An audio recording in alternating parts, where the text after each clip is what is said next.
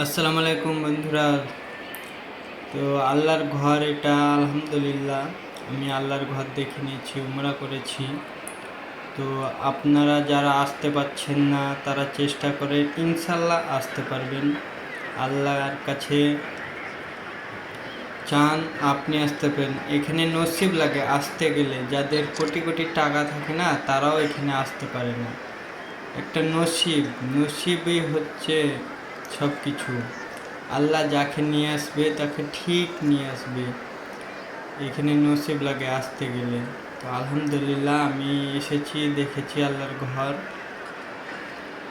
হাজার হাজার শুকরিয়া আল্লাহর কাছে।